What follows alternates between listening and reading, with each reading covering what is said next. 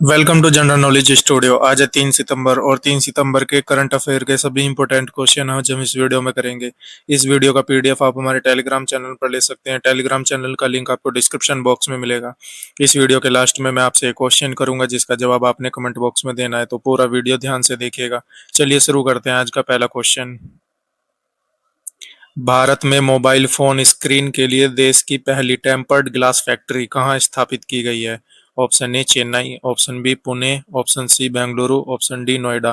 तो दोस्तों अभी हाल ही में मोबाइल की फोन स्क्रीन के लिए देश की पहली टेम्पर्ड ग्लास फैक्ट्री ये स्थापित हुई है। और ये कहाँ पर स्थापित हुई है? इस क्वेश्चन का सही जवाब है ऑप्शन डी नोएडा। भारत में मोबाइल उपकरणों के लिए पहली टेम्पर्ड ग्लास निर्माण इकाई नोएडा सेक्टर 68 में स्थापित की गई है। इसका उद्घाटन केंद्रीय इलेक्ट्रॉनिक्स और सूचना प्रौद्योगिकी मंत्री अश्विनी वैष्णव ने किया। यह फैक्ट्री भारतीय कंपनी ऑप्टिमस इंफ्राकॉम और अमेरिकी प्रमुख तकनीकी कंपनी कॉर्निंग के सहयोग से संचालित होगी। तो दोस्तों याद रखिएगा, भारत की पहली टेम्पर्ड ग्लास कहाँ पर स्थापित होगी ये कंपनी? नोएडा सेक्टर 68 में। और इसका उद्घाटन किसने किया है? केंद्रीय इलेक्ट्रॉनिक्स और सूचना प्रौद्योगिकी मंत्री अश्विनी वैष्णव जी ने इसका उद्घाटन किया है। इतना आपने याद रखना है। चलते हैं नेक्स्ट क्वेश्चन पे। सात्विक साईराज, रंकी रेड्डी और चिराग शेट्टी किस खेल से जुड़े हैं? Option A tennis, option B badminton, option C double table tennis, option D squash. तो दोस्तों इस क्वेश्चन का सही जवाब है ऑप्शन बी बैडमिंटन।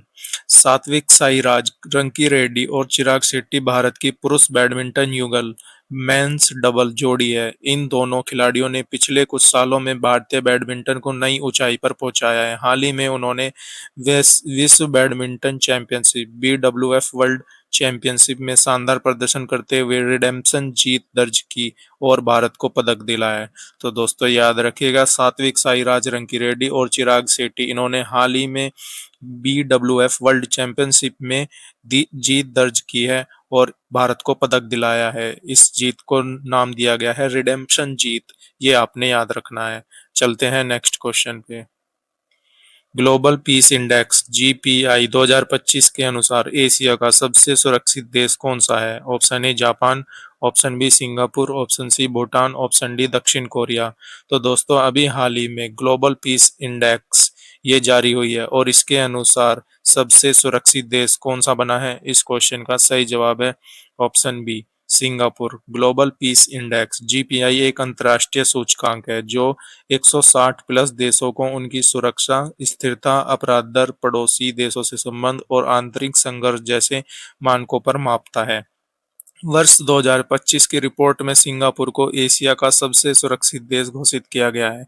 इसका कारण है वहाँ की कम अपराध दर, राजनीतिक स्थिरता, सख्त कानून व्यवस्था और मजबूत आर्थिक ढांचा। तो दोस्तों याद रखिएगा, अभी हाल ही में ग्लोबल पीस इंडेक्स जो कि एक अंतर्राष्ट्रीय सूचकांक है ये जारी हुई है, जिसमें सिंगापुर को एशिया का सबसे सुरक्षित देश घोषित किया गया है। चलते हैं नेक्स्ट क्वेश्चन पे। हाल ही में महिला क्रिकेट को बढ़ावा देने के लिए आईसीसी ने किस टेक कंपनी के साथ समझौता किया है? Option A Microsoft, option B Google, option C Amazon, option D Meta. तो दोस्तों अभी हाल ही में आईसीसी ने एक कंपनी के साथ समझौता किया है महिला क्रिकेट को बढ़ावा देने के लिए। और किस कंपनी के साथ समझौता किया है? इस क्वेश्चन का सही जवाब है option B Google. ICC international cricket council cricket की वैश्विक संस्था है जो विश्व भर में क्रिकेट के नियम और टूर्नामेंट आयोजित करती है।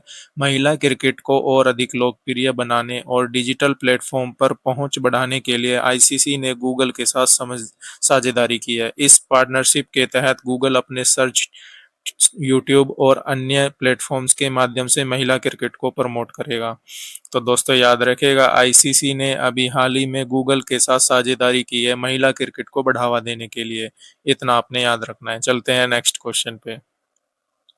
हाल ही में एनईजीडी ने देश भर में लगभग 2000 ई गवर्नेंस सेवाओं को एकीकृत किया। एनईजीडी का पूरा नाम क्या है? Option A national e governance division, option B national electronic governance department, option C new e government directorate, option D national e government development.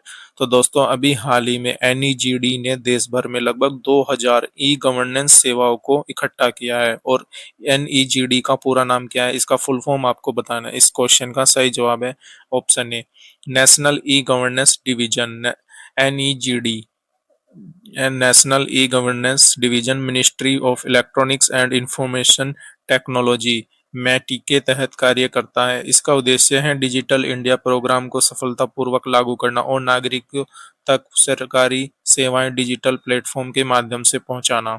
हाल ही में एनईजीडी ने देश भर की 2000 से अधिक ई गवर्नेंस सेवाओं को एकीकृत किया है। तो दोस्तों याद रखिएगा, हाल ही में एनईजीडी ने देश भर की 2000 से अधिक ई गवर्नेंस सेवाओं को इकट्ठा किया है। और एनईजीडी का फुल फॉर्म ये आप इम्पोर्टेंट है, ये आपने याद रखना है, नेशनल ई गवर्नेंस डिवीजन। चलते हैं नेक्स्ट क्वेश्चन पे।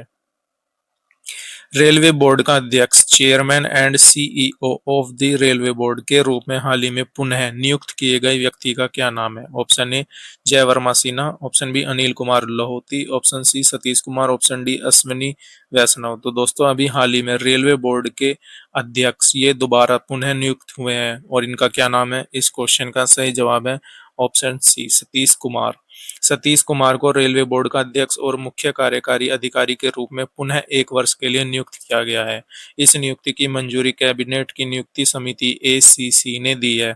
यह नियुक्ति भारतीय रेलवे के लिए न केवल नेतृत्व में निरंतरता का संकेत है बल्कि सामाजिक दृष्टिकोण से भी खास महत्व रखती है, क्योंकि सतीश कुमार रेलवे बोर्ड के इतिहास में पहले दलित अध्यक्ष हैं।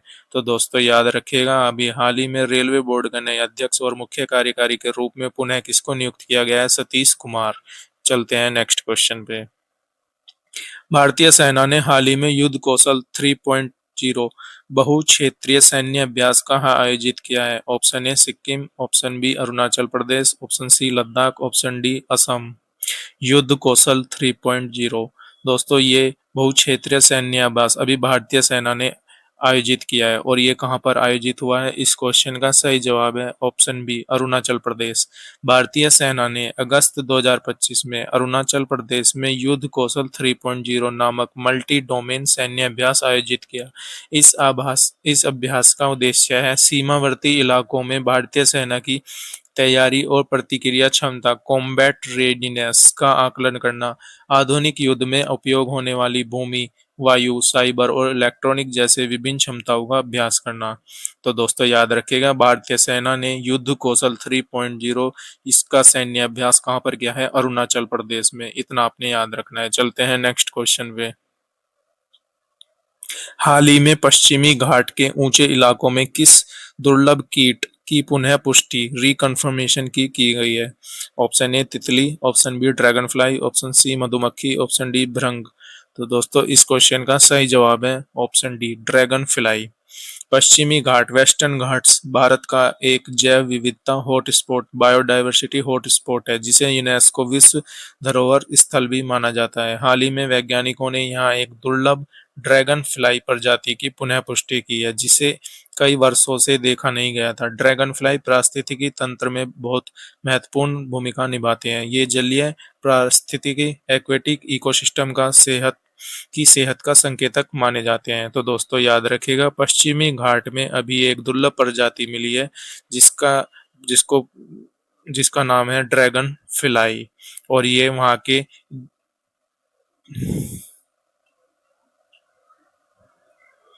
इस क्वेश्चन का सही जवाब है ऑप्शन बी ड्रैगन फ्लाई। पश्चिमी घाट वेस्टर्न घाट भारत का एक जैव विविधता हॉटस्पॉट बायोडायवर्सिटी हॉटस्पॉट है, जिसे यूनेस्को विश्व धरोहर स्थल भी माना जाता है। हाल ही में वैज्ञानिकों ने यहाँ एक दुर्लभ ड्रैगन फ्लाई प्रजाति की पुनः पुष्टि की है, जिसे कई वर्षों से देखा नहीं गया था। ड्रैगन फ्लाई पारिस्थितिकी तंत्र में एक महत्वपूर्ण भूमिका निभाते हैं। ये जलीय पारिस्थितिकी एक्वेटिक इकोसिस्टम की सेहत का संकेतक माने जाते हैं। तो दोस्तों याद रखिएगा, पश्चिमी घाट जो कि भारत का एक जैव विविधता हॉटस्पॉट है और यूनेस्को की विश्व धरोहर में भी आता है। वहां पर एक दुर्लभ ड्रैगन फ्लाई की प्रजाति की पुनः पुष्टि की गई है, ये आपने याद रखना है। पश्चिमी घाट पर ड्रैगन फ्लाई की प्रजाति की पुष्टि हुई है। चलते हैं नेक्स्ट क्वेश्चन पे।